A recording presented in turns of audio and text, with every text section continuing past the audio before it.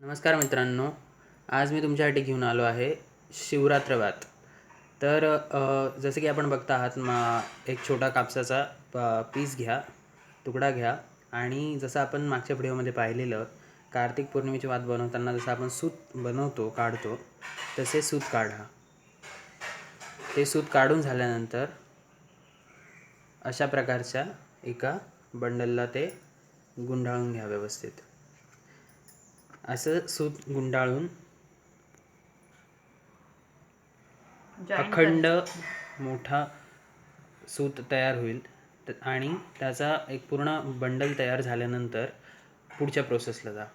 पुढच्या प्रोसेससाठी तुम्हाला एक अराऊंड एवढ्या साईजचा पुठ्ठा घ्यावा लागेल। पुठ्ठा किंवा कडक नोटबुक छोटी तरी चालेल।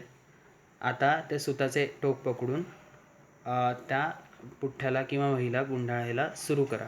3 4 5 6 7 8 अशा प्रकारे 750 पदर बनवून आपल्याला ही वात बनवता येईल। आता जसं तुम्ही पाहिलं की सूत गुंडाळता गुंडाळता ते तुटले, त्याच्यासाठी ते सूत जास्त पीळ द्या व पक्के बनवा। जास्त पीळ दिल्यावरती सूत पक्कं बनतं आणि ते तुटणं सोपं नसतं। आता मी हा तुम्हाला सॅम्पल म्हणून दाखवतो।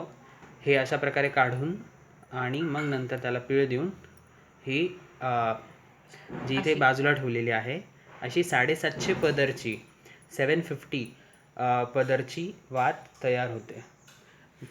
वात पूर्ण बनवून झाल्यानंतर तिला तिचे टोक घेऊन व्यवस्थित ते गुंडाळा, जेणेकरून ती वात पक्की राहील आणि लावायला पण सोपी जाईल आणि ती मोकळी होणार नाही।